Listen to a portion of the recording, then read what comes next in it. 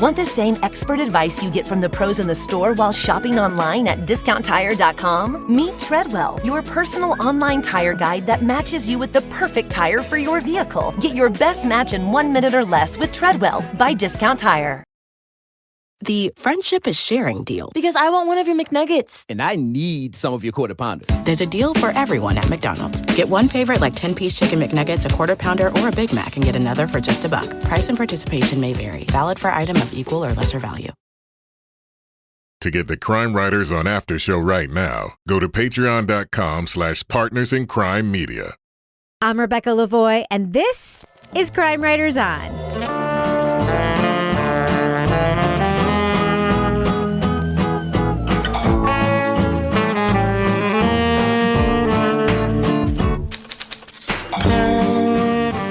Crime Writers On is the original true crime review podcast that digs into true crime, pop culture, other podcasts.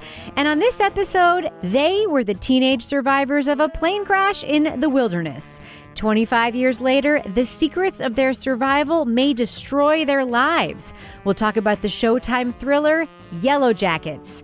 Joining me to get that done and more is true crime author, TV journalist, and host of the These Are Their Stories podcast, my husband, Kevin Flynn. Hello, Kevin. Hello, Rebecca. You are also the love of my life, by the way. Yeah, should I write that into the script No, so you don't forget? I just know people will get pissed if I don't say it. It's Or okay. worried, and I don't want people to get worried. It's okay. We won't have to have 2 Christmases. Also with us is private investigator, certified pet detective, resident cat lady, and author of Dead on Deadline, Laura Bricker. Hello, Laura. Good evening, Rebecca. Hey, Laura, do we have an update? Who was the #1 selling book at Water Street Books in Exeter, New Hampshire for 2021? That was me, Laura All right, Bricker. congratulations. Yay! I will say, Laura Bricker, I saw that, and I'm like, okay, I'm thinking about all the books. Like, you beat, like, all the books. You beat, like, Empire of Pain, like, all the best-selling books in the world that could have been sold and been the best-selling books at Water Street Books. You beat them. That's a big deal. It was freaking amazing. And, like, I knew that it was doing pretty well, and I went in the other day. I was walking around. I just got a little office downtown, and it's actually right next to the bookstore, so I can go see my bookstore friends all the time. And I walked in, and I looked up. I said, oh, my God. They had a display 1 through 10. I'm like, oh. And they're like, hold on, let's get a picture. So they went and got me a ladder so I could climb up and take a picture. It was very exciting. But yeah, and a lot of this I attribute to our amazing Crime Writers On listeners who were ordering books from around the world. That, I mean, the bookstore was like just absolutely astounded when they were getting orders from Ontario and Australia and the UK and California and everywhere. It was we don't amazing. have stamps for this. Yeah, well, apparently, like Australia has, it's hard to get books to Australia now. So those people were paying like $50 to get their Dead on Deadline. Oh man! Wow. Well, take that, So Patrick thank you. Radden Keefe. Hey, Thank nothing you. against Water Street Books, but don't they? Isn't it on Kindle and stuff like that? Yeah, I mean, you can't get an autograph, but yeah. You can't get a cat drawing on the Kindle, Kevin. Wait. I was asked once to sign a Kindle. Okay. Well, you don't believe me? I did, yeah. I thought believe you were you. going to say, I was once asked to sign a breast. Yeah, I thought you were saying that too. Where are you guys going? I with wasn't this? thinking that at all, Kevin. Yeah, I thought you were going to thanks. say Yeah. Kindle. I mean, and finally, our captain of all things cynical, the author of the City Trilogy, host of the Strange Arrivals podcast, and our very own Patreon Deep Dive Book Club host, Toby Ball, and the love of my life. Hello, Toby. Hello, Rebecca. Toby, did you make the top 10 at Water Street Book this year? I didn't make the top 10 in me neither. anything. Wait, when did Toby become the love of your life? Always. He always has been. It's when she stopped saying it about me, apparently. Yeah. Sorry, Kevin. It's when he, around. it's when Over he the top signed my spot. breast. That's when.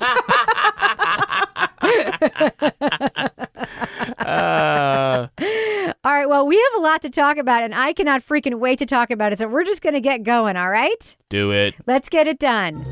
I'm sure the plane has an emergency transmitter sending out a distress signal. They'll be here to rescue us by morning. Still, maybe we should conserve some food in case they don't get here till later in the day. You want to save the corn nuts? In 1996, an airplane carrying a high school girls' soccer team crashed in the wilderness. In the subsequent years, despite intense interest in their story, the few who returned home kept quiet about how they survived 19 months alone in the woods. I know what you want to hear, but the truth is, the plane crashed. A bunch of my friends died, and the rest of us starved and scavenged and prayed for 19 months till they finally found us. And that's the end of the story. I think we both know there's a bit more to it than that. Now an aspiring politician, a cheating housewife, a recovering drug addict, and an unstable nurse find themselves being blackmailed for their untold story. One filled with strange symbols, supernatural premonitions, tribal warfare, teenage drama, and the unanswered question of why they survived and the rest of the Yellowjackets team did not. It won't. Misty, what do we do? It won't! Lottie, I swear to God, if you're fucking with us, I think she's like possessed or something. Lottie, sweetie, what's going on? What is it? Like, what does it want? I'm hungry. In the Showtime series Yellowjackets, we see the women struggle with their past and through flashbacks see their teen selves navigate the dangers within and outside of their group. Melanie Linsky, Juliette Lewis, and Christina Ricci star in the feminist-powered horror mystery series everyone is talking about. Spoiler alert, we are going to be talking about significant plot points from Yellowjackets. So if you want to remain spoiler-free, go to the estimated time code in our show notes to hear our thumbs up or thumbs down reviews. And we should note we are talking about this just before the finale drops, which is hugely disappointing for me, but... So we're talking about the first 9 episodes. Correct. We will not have seen last night's season finale. Correct. So we might say something real stupid here. Please forgive us if we do, but I have theories, and I may share them, and I may be stupid. It'd be like Lottie's premonitions with COE. So, Laura Bricker, I'm super hooked on this show. What about you? I am addicted to this show in a way that I have not been addicted to a show in so long. And what I'm finding like kind of interesting about that is I'm addicted and it is so freaking disturbing. And yet I cannot turn away. Like the first episode right out the bat, I'm like, oh, we've got cannibals here.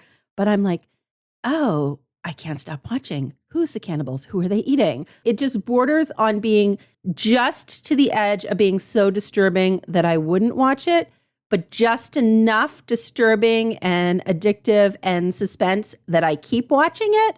It's just like the perfect combination. You know, there's a lot of great stuff to talk about, but really the first 2 minutes, 3 minutes of the series are so important and they're so great because it really does set the stakes for everything that's coming.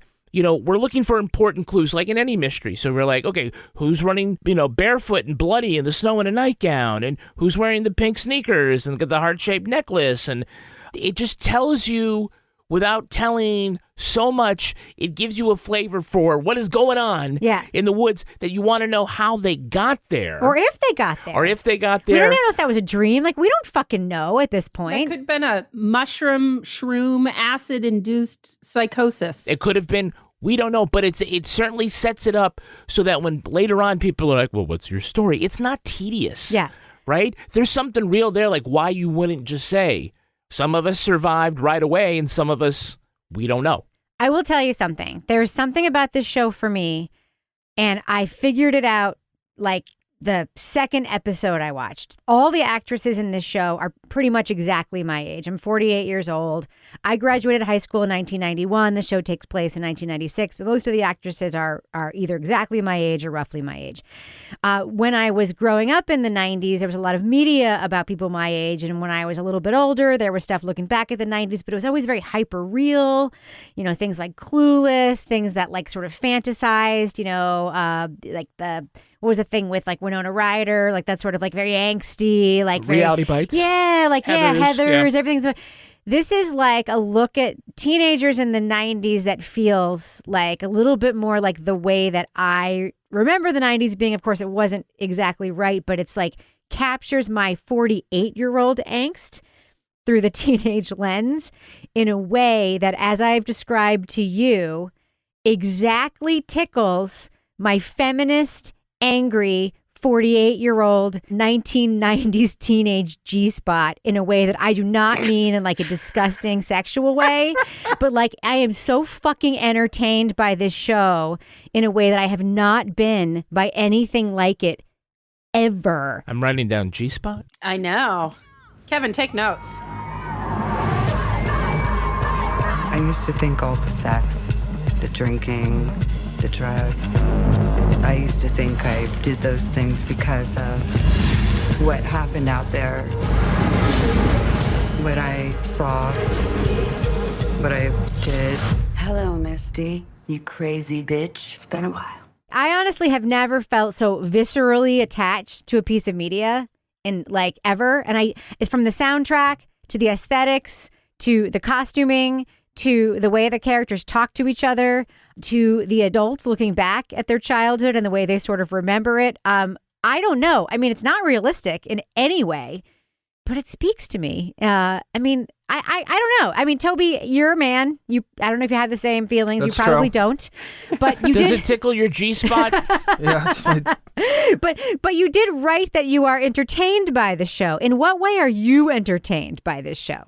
well, I think it does a lot of things right. I mean, there's 2 timelines going on, but within those 2 timelines, there's at least 3 sort of plots going on in each one of those timelines, all of which are taking these turns that involve relationships and, unexpected veers left and right. And you're constantly wondering what's going to happen next, not just in 1 thing or 2 things, but like 6 things. Most of those are pretty compelling, I thought. And, the characters are sort of relatable in the kind of way that you would expect them to be relatable in something like this. I mean, it's not like a deep psychological dive into any of these people. And a lot of the girls, I mean, they're sort of types in some ways, but you get enough invested in them that you're interested in what's going to happen to them. From that standpoint of like the plotting, keeping the suspense going, buying into caring about characters, all the stuff that they did for that, I think is really solid. It's been a long time since I like really binged something, which is surprising given this. But usually I'm like, all right, I got to watch 2 episodes tonight. I'll watch 2 episodes the next night. And this last weekend, I watched probably like 9. I think I watched all 9 episodes over the course of the weekend. I was totally drawn in. And I was like, there's 1 left. Like, we're seriously going to do this with 1 left. I mean, one of the things that strikes me, Laura, and if you think about sort of the cleverness of the interweaving of storylines, so these girls are, they're in this plane crash. They are in this very, very hyper vigilant, high stake situation. And I, for one, found myself just as worried that Jackie would figure out that Shauna slept with her boyfriend as I was that they would starve to death. I mean, does that not capture the dynamics of like teen drama and tension and how when you're that age, the things that are happening to you feel as important as if you are going to die?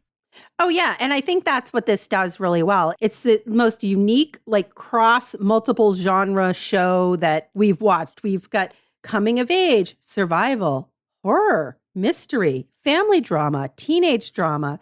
You've got a little bit of the Mean Girls in there because you have this sort of like teenage girls in this setting where they're going to live, they're going to die, but yet they're still caught up in, So we've got the sort of secret romance going on between Thaisa and Van. And they're like, finally, when they can break away.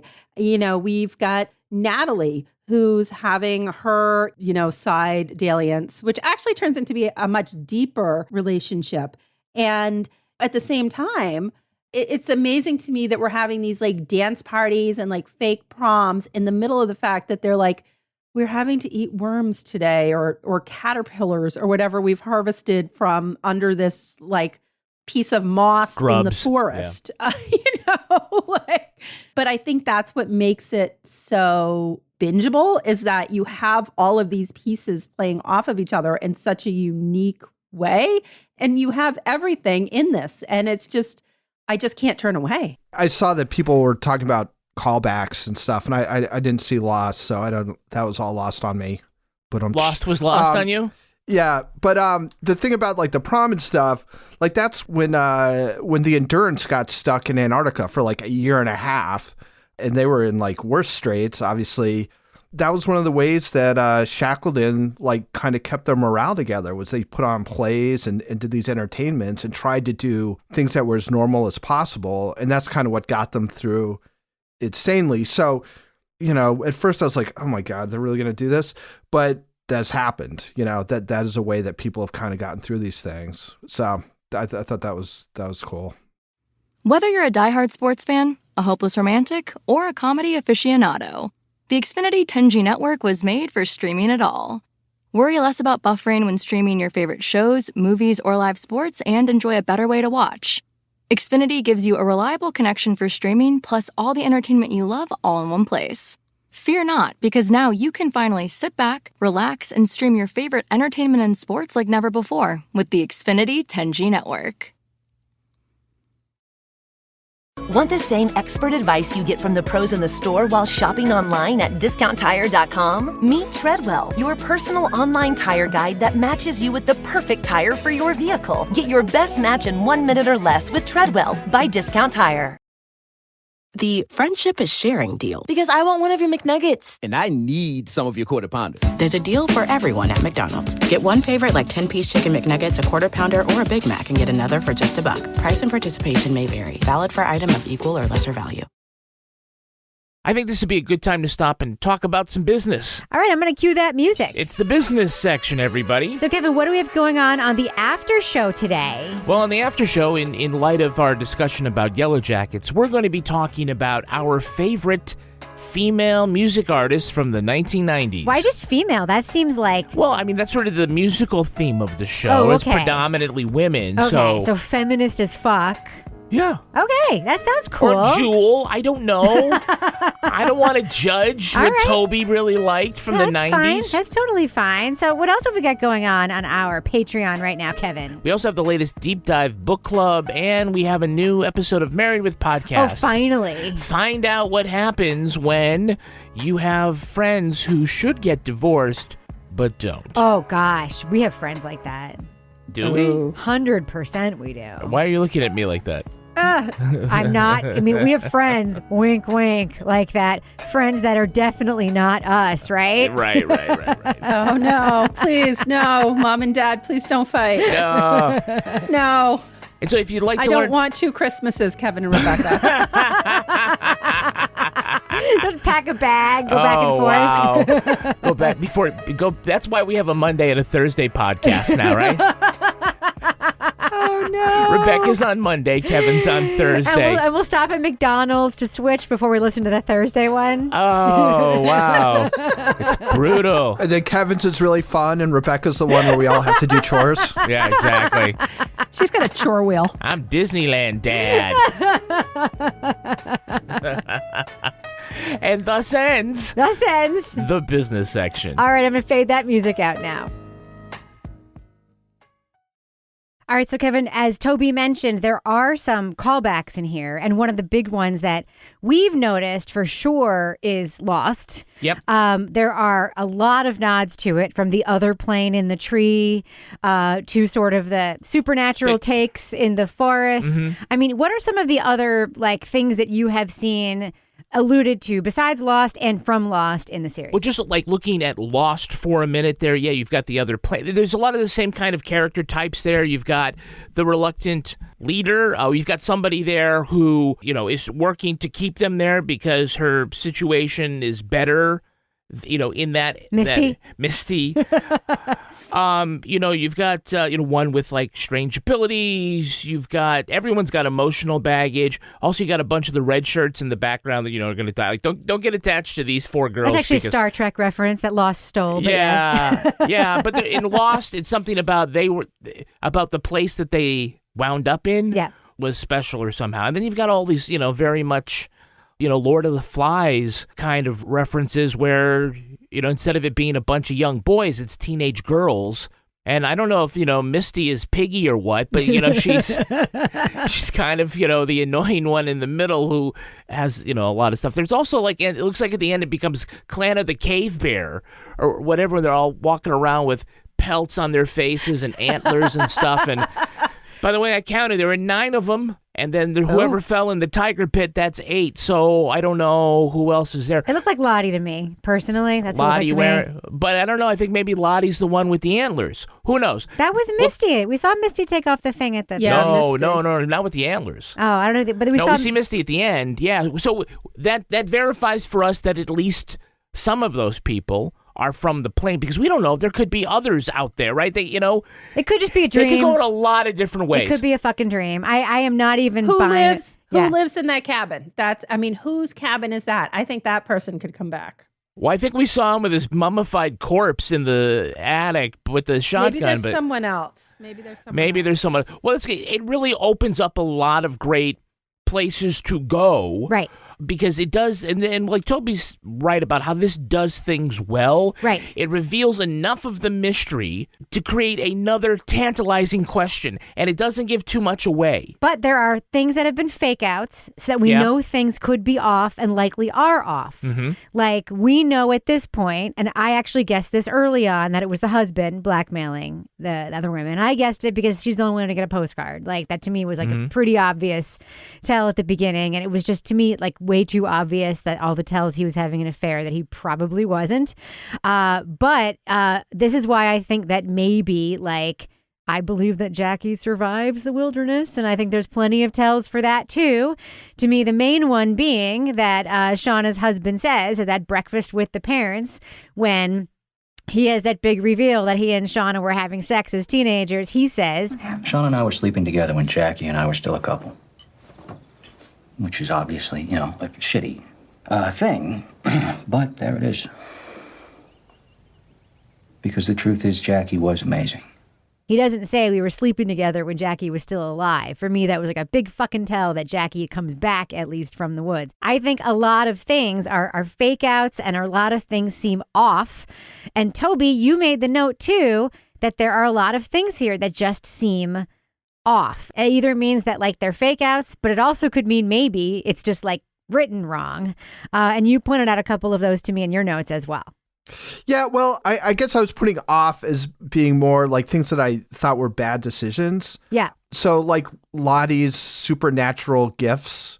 I have feelings about that too. I'm wondering if it's supernatural. Maybe it's mental health. Like, I'm hoping, because I think it's a distraction.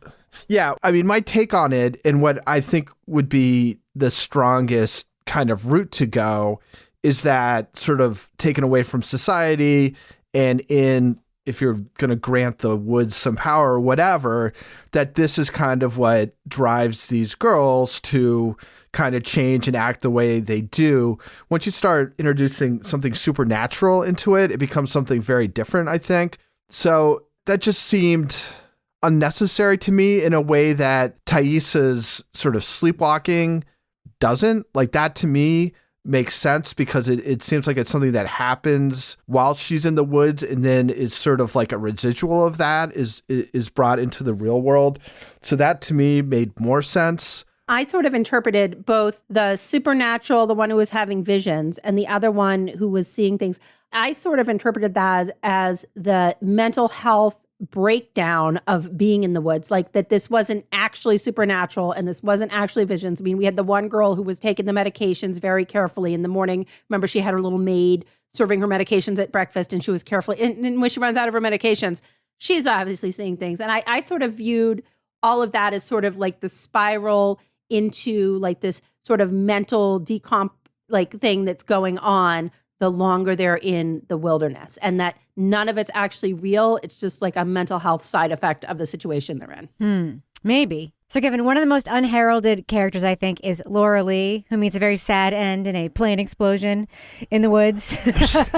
All of a sudden, her teddy bear catches fire. I think. And the plane blows up. Okay, so here we have this evangelical Christian character who, in 1996, a very different era of evangelical teen Christianity than we have in 2021, like a less political era of evangelical sort of being, right? A very pure, hopeful, loving character. And then she explodes in a fiery plane crash. As foreseen. I know. There was just something so lovely about like her interactions with other characters that I love. Like, tell me about some of your favorite interactions here in the wilderness Between the different characters? Yeah. All right, well, I think that sort of the breakout star of that timeline, to me anyway, is young Natalie, played by Sophie Thatcher. You said that you I've only been with 2 guys, yeah. Because I knew that if I told you about it, then you'd fucking hate me. That was before I even knew you. I had no idea about the whole stupid flex thing. I made a mistake.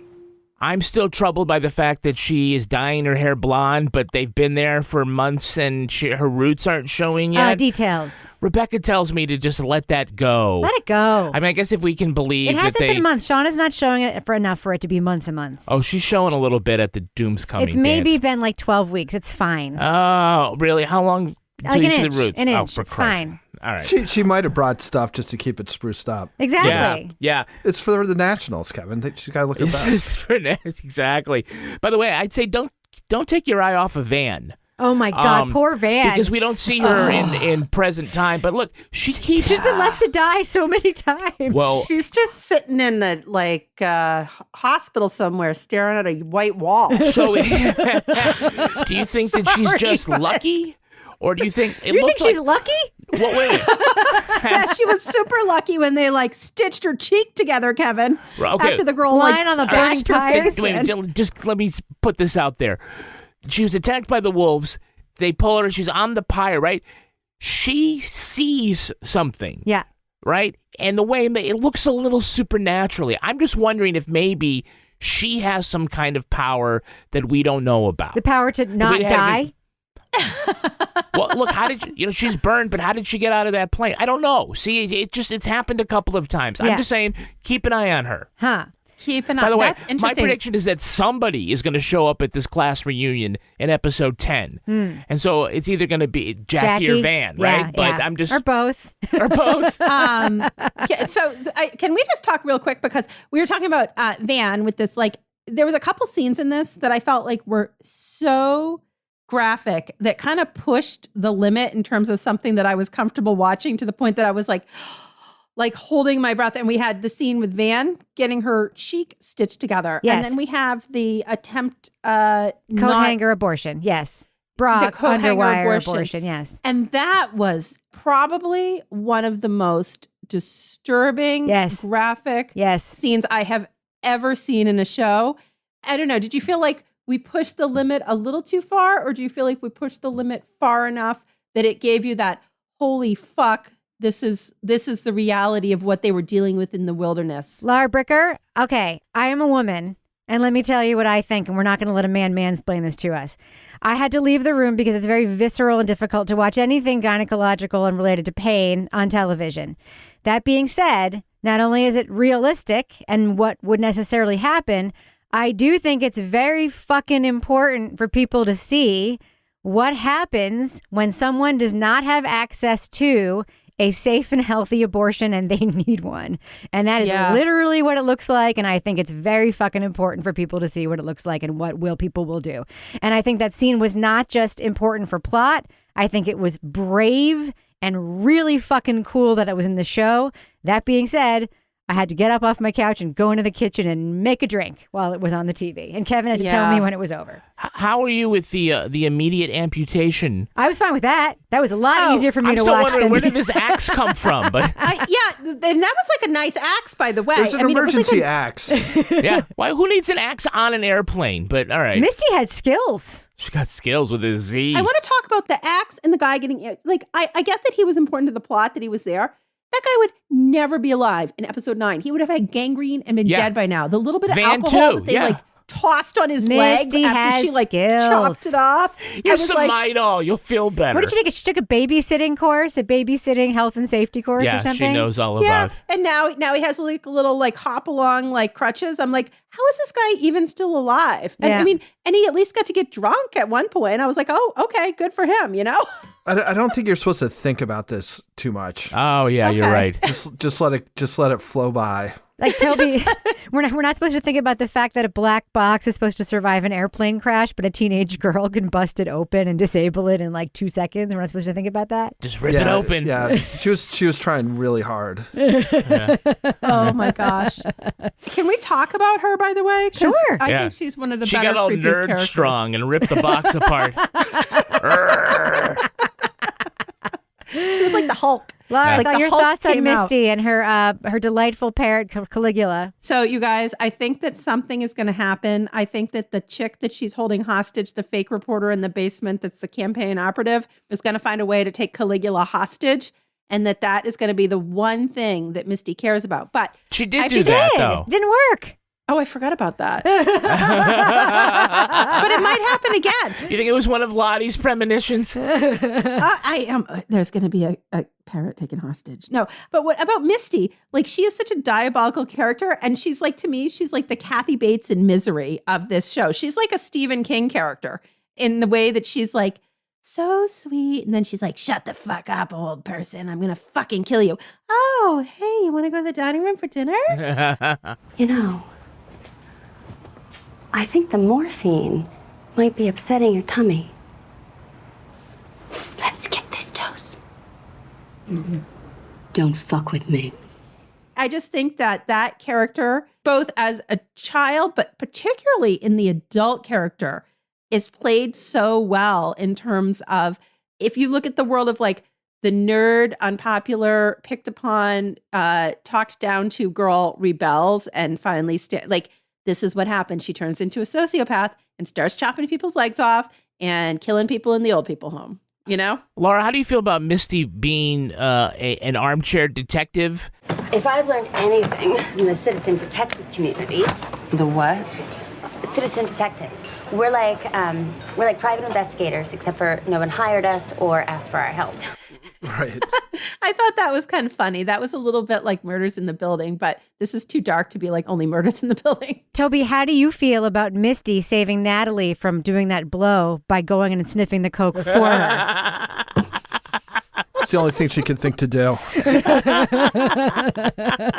One of the greatest scenes in television I've seen in a year or so.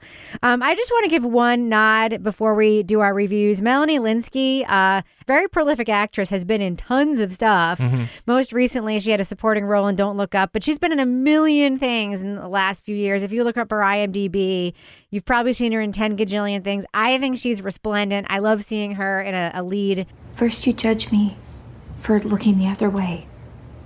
And now that I'm doing something about it, admittedly, not the best thing, not just a bad thing, but fucking something, okay? You're judging me even more. One thing I just want to ask Toby you about real quick. I think Misty is supposed to be our sort of like over the top villain here. We literally see Shauna stab somebody to death, and yet it's like restrained in a way. I think her performance is great. Do you think they're just doing too much with like violence and over the top situations in the show? Is it like too much for you, or do you think it's just, you're just, like you said, supposed to go with it? Yeah, I mean, I think, when I was writing my notes for this, I was like, is this a show that we should think a lot about, or is it just like react to how it's constructed and how entertaining it is? And I think it's the latter. So I think, it's an adventure show, right? It's an adventure sort of suspense show. And it kind of goes by suspense and adventure logic. And so you just got to kind of accept that and not spend a whole lot of time thinking about the consequences of, different people's actions, because I don't think that's really the point of this. I think it's mostly like, what's going to happen next? What's going to happen next? How is this going to resolve? And that's fine. It doesn't seem to have any airs of having any kind of ethical lessons or anything. It's just like, check this shit out. And it does that really. I mean, it's really well crafted. But Toby, yeah. Did it kind of make you get a little bit of a hankering for a rabbit stew? No. Chili, rabbit chili. Not deer stew either. After that wretched deer they found with the maggots tear it open inside. from God, that head was to horrible. anus That was and a put rough it in one. the chili. Yeah. Ugh. Whether you're a diehard sports fan, a hopeless romantic, or a comedy aficionado, the Xfinity 10G network was made for streaming it all. Worry less about buffering when streaming your favorite shows, movies, or live sports, and enjoy a better way to watch. Xfinity gives you a reliable connection for streaming, plus all the entertainment you love all in one place. Fear not, because now you can finally sit back, relax, and stream your favorite entertainment and sports like never before with the Xfinity 10G network. Want the same expert advice you get from the pros in the store while shopping online at discounttire.com? Meet Treadwell, your personal online tire guide that matches you with the perfect tire for your vehicle. Get your best match in 1 minute or less with Treadwell by Discount Tire. The friendship is sharing deal. Because I want one of your McNuggets. And I need some of your Quarter Pounder. There's a deal for everyone at McDonald's. Get one favorite like 10-piece chicken McNuggets, a Quarter Pounder, or a Big Mac, and get another for just $1. Price and participation may vary. Valid for item of equal or lesser value.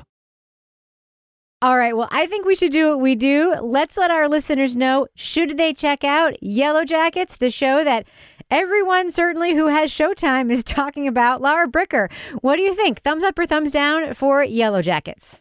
This is a huge, huge thumbs up. I can't remember the last time I enjoyed watching a show so much. And also, people that I know were equally obsessed with the show. And it was like everywhere you go, people are talking about it. But it's just because it's such an addictive, slightly disturbing show. And every once in a while, there's something really funny. I'm not going to give it away, but the wait, there's no book club might have been like the funniest line to me of the whole thing.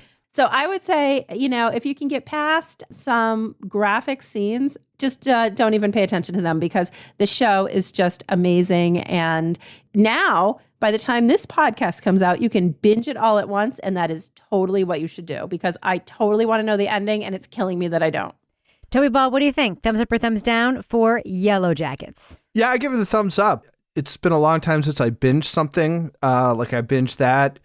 It's entertainment and they just have it figured out. I mean, there's a bunch of plot lines that are going.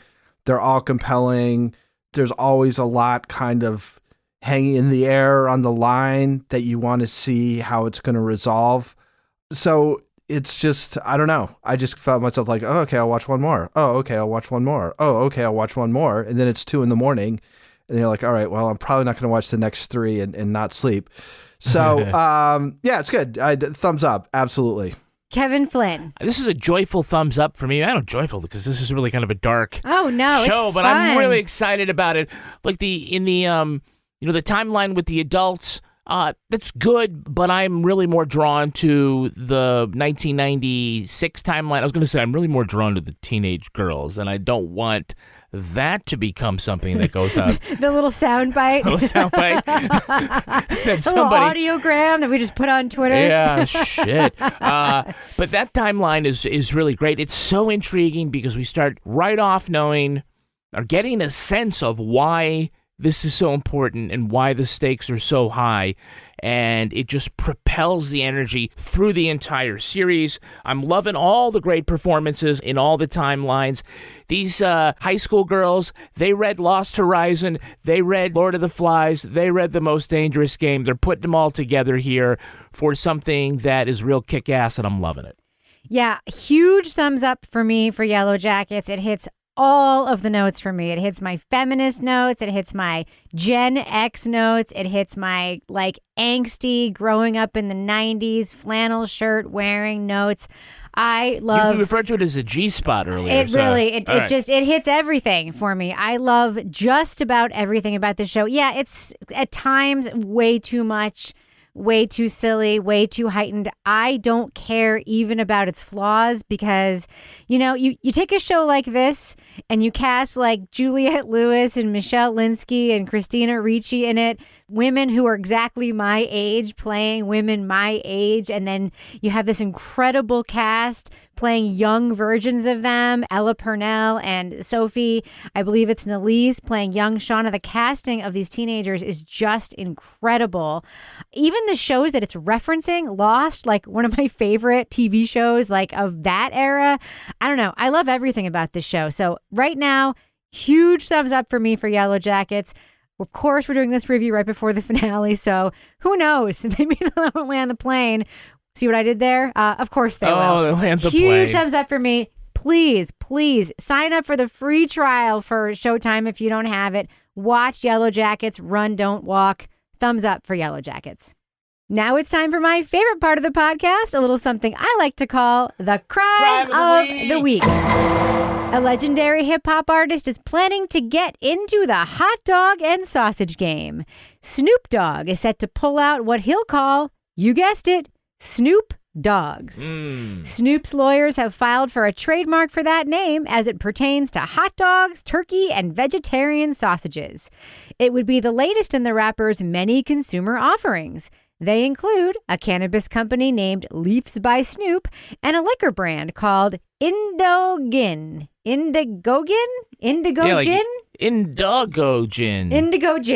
to sip on with your juice, naturally.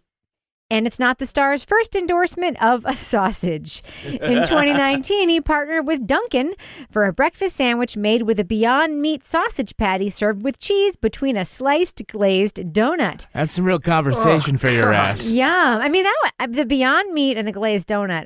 Anyway, there's no indication. There's no indication he is faux shizzle making these hot dogs yet. He has just filed to register the name. The DOGG did the same thing for an ice cream brand, Snoop Scoops, that never happened. You can't say Snoop's not a good businessman. He's got his mind on his money and his money on his mind. So panel, Snoop Dogs seem like a natural. What is another celebrity-endorsed product that you would like to see? What do you think, Laura Bricker? I mean, I'm just going to say we already have the Lala Row leggings. So what else do we need? Yeah, Lara. Very good point. What do you think, Toby Ball? What is another celebrity-endorsed product that you would like to see? Iced teas, iced coffee. Oh. That's not bad. What do you think, Kevin Flynn? Kevin Flynn. Oh, God. Oh, no. All right. We definitely have to end it on that note. So, Laura Bricker, if folks want to reach out to you and, I don't know, see if they want to buy some of your Lara Row leggings, how can they find you on Twitter? They can find me at Laura Bricker, and they can find those Lala Row leggings at Threadless, Crime Writers On site. Just go sign up for our newsletter to link to them there every week. They're very hard to find. Or our regular website. That's right. All right. So, Toby Ball, folks want to reach out to you and congratulate you on your very clever answer to the crime of the week. How can they find you on Twitter? At Toby Ball NH.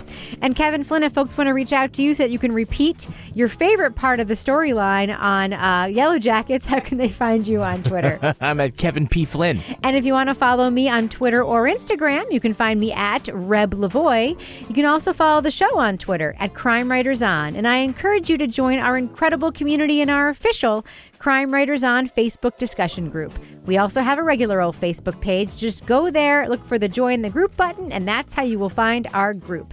Support the show on patreon.com/partnersincrimemedia.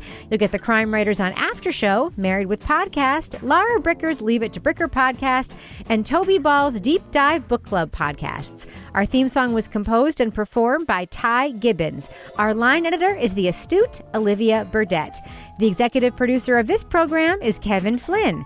This show was recorded in the Yoga Loft above the Bodega in Bay St. Louis, Mississippi studio, otherwise known as Studio C, the closet in our New Hampshire basement where we mix mushrooms and fermented berries and chase each other through the woods in a psychedelic bloodlust. On behalf of all the crime writers, thanks so much for listening. We will catch you later. Wait. Before we let Toby in.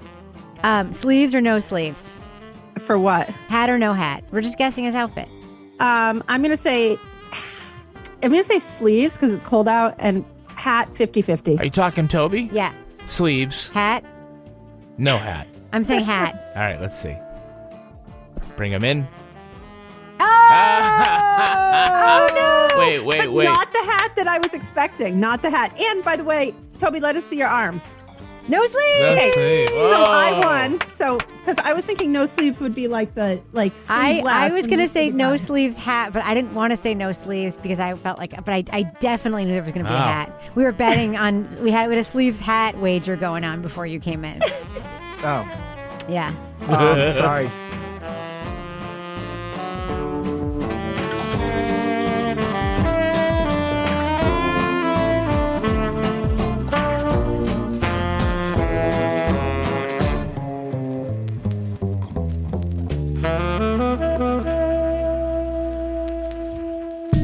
Partners in Crime Media.